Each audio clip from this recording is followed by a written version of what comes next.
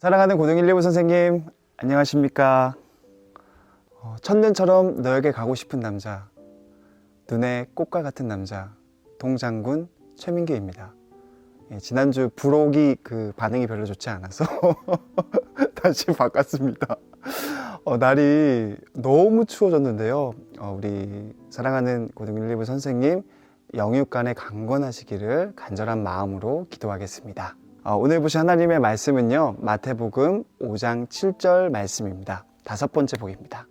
제가 먼저 성경 말씀을 읽도록 하겠습니다. 긍휼히 여기는 자는 복이 있나니 그들이 긍휼히 여김을 받을 것이미요.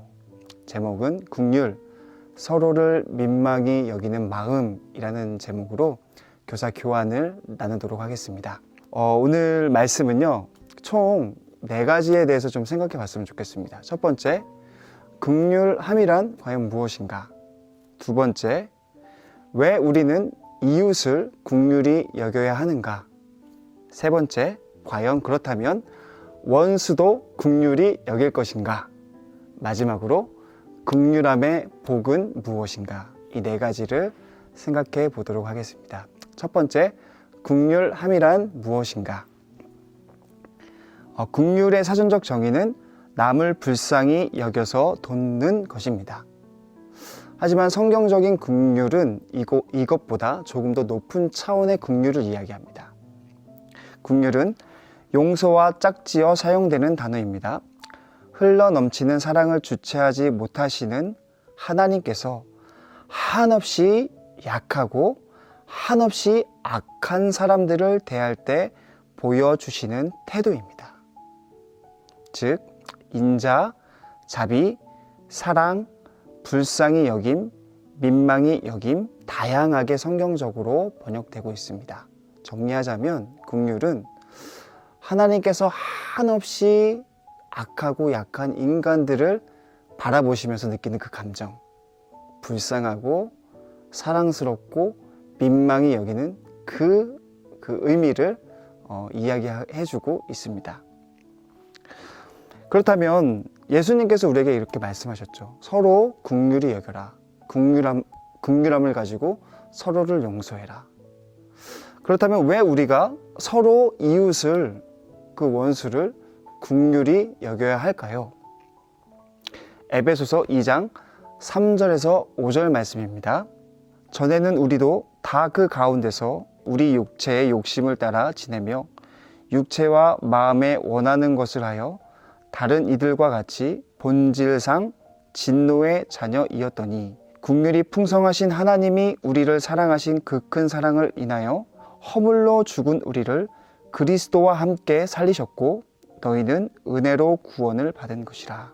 우리가 육체의 욕심을 따라 육체의 마음대로 행하는 본질상 진노의 자녀였고 하나님의 크신 긍휼과 사랑으로 인하여 그리스도와 다시 살아났음을 이야기해주고 있는 것이죠. 하나님의 긍휼이 본질상 진노의 자녀인 우리를 용서해 주셨음을 이야기합니다. 칼빈은 다음과 같이 이야기했어요. 사람은 모두 그리스도에 의하여 해방되기까지는 예외 없이 다 죄인이란 뜻으로 본질상 진노의 자녀는 버림당한 자를 의미한다. 우리가 버림을 당하였지만 하나님의 긍휼하심으로 인하여 새 생명을 얻게 되었음을 이야기해주고 있는 것이죠. 하나님께 긍휼함을 입었으니 그 긍휼함으로 서로를 긍휼히 여겨라 라는 예수님의 가르침입니다. 조금 더 구체적으로 그 긍휼함을 입은 사람들은 어떻게 살아야 할까요? 빌립보서 2장 1절에서 5절 말씀입니다. 현대인의 성경입니다. 그리스도 안에서 여러분은 서로 격려하고 있습니까? 그리스도의 사랑으로 서로 위로하며 성령으로 교제하고 있습니까? 그리고 서로 친절과 긍휼을 베풀고 있습니까? 그렇다면 한 마음 한 뜻으로 같은 사랑을 가지고 하나가 되어 내 기쁨을 충만하게 하십시오. 무슨 일이든지 다툼이나 허용으로 하지 말고 겸손한 마음으로 자기보다 남을 낮게 여기며 자기 이익만 생각하지 말고 남의 이익도 생각하십시오. 여러분은 그리스도 예수님과 같은 태도를 가지십시오.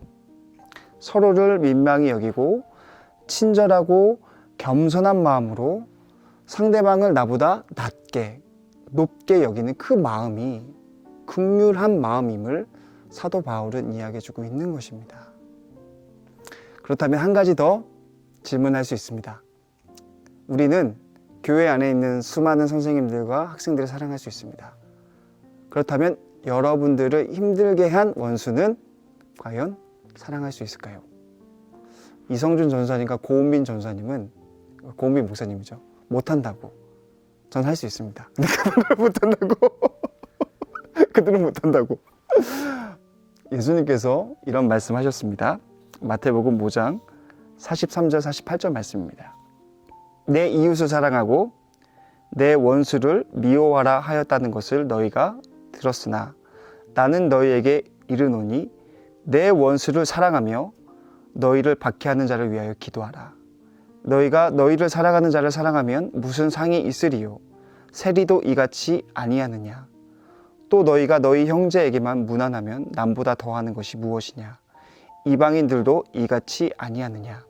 그러므로 하늘에 계신 너희 아버지의 온전하신 같이 너희도 온전하라. 사랑하라라고 예수님께서 말씀하고 있습니다. 사랑하라. 원수도 사랑하라. 근데 무조건 사랑하면 안 돼요. 그 사람이 회개에 합당한 열매를 맺을 경우에 우리는 그 사람을 용서할 수 있습니다. 정통적인 기독교 신학 안에서 회개의 3요소가 있습니다. 첫 번째, repentance, 회개. 하나님과 주변에 있는 사람들에게 회개하는 것이죠. 두 번째, restitution, restitution, 보상입니다. 죄에 응당한 벌을, 죄값을 받는 것이죠. 마지막으로 reformation, 개혁. 이 세 단계를 거친 사람에게는 그 사람을 용서하라라고 신학적으로 이야기해 주고 있습니다. 용서할 수 있는 것이죠. 원수를 사랑할 수 있는 것이죠. 우리는 우리가 짜여놓은 신앙의 프레임에 갇혀 살죠. 하지만 예수님께서 우리에게 말씀하시는 신앙은 높은 차원의 신앙을 이야기합니다. 성숙해라. 하나님의 온전하신 같이 너희도 온전하라. 라고 성경 말씀이 이야기해 주고 있는 것입니다. 원수도 사랑할 수 있습니다. 안아줄 수 있습니다. 용서할 수 있습니다. 그렇다면 긍휼히 여김을 하는 자는 어떤 복이 있나? 그들에게는 긍휼히 여김을 받는 복이 있습니다. 왜냐하면 그 마음 가운데 긍휼함이 떠나가지 않기 때문이에요. 우리가 그 마음 가운데 긍휼함으로 하루하루 살아간다면 떠나가지 않죠. 그 긍휼함이.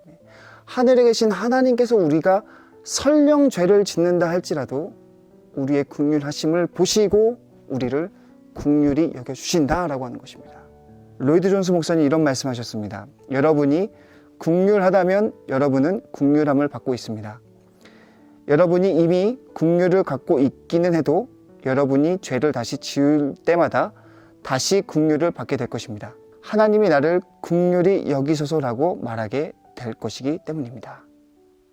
죄를 지을지라도 긍휼함이 있다면 하나님께서 그 긍휼을 보시고 우리를 용서해 주신다라고 하는 것이죠. 그것이 복입니다. 이 말씀을 한 주 부여잡고 승리하며 살아가는 우리 귀한 고등 1, 2부 귀한 선생님들 되시기를 주님의 이름으로 간절히 소망합니다. 축복합니다. 아멘. 소그룹 질문을 보겠습니다. 첫 번째, 최근 용서를 한 경험이 있나요? 아니면 용서하지 못한 사람들이 있나요? 긍휼과 관련돼서 우리 아이들과 좀 편하게 우리 선생님들의 경험을 삼아서 이야기해 주시기를 부탁드립니다. 저는 굉장히 많습니다. 두 번째, 긍휼함이란 무엇인가요? 사전적으로는 남을 긍휼히 여겨서 돕는 것이지만 성경적인 긍휼함은 더 높은 차원, 용서랑 짝지어 사용되는 단어이고 흘러넘쳐 주체하지 못하시는 하나님께서 한없이 약하고 악한 사람들을 대할 때 보여주시는 태도, 인자, 자비, 사랑, 불쌍히 여김, 민망히 여김, 그런 것들이죠. 서로 민망히 여기는 마음. 그게 바로 긍휼입니다. 세 번째, 왜 우리는 서로를 긍휼히 여겨야 할까요? 그리고 그 긍휼함으로 어떻게 살아가야 할까요? 우리가 육체의 마음과 육체의 욕심대로 살아가는 죄인이었지만 하나님께서 우리를 긍휼히 여기심으로 하나님 앞에서 용서받은 사람임을 성경 말씀이 증언해주고 있죠. 우리가 긍휼함을 입은 사람이에요. 그렇기 때문에 그 긍휼함으로 이웃을 대하는, 서로를 민망히 여기고 남을 높게 여기는 신앙의 성숙함이 있어야 된다라고 하는 것입니다. 그렇게 살아가야죠. 원수를 살아가는 그런 마음으로.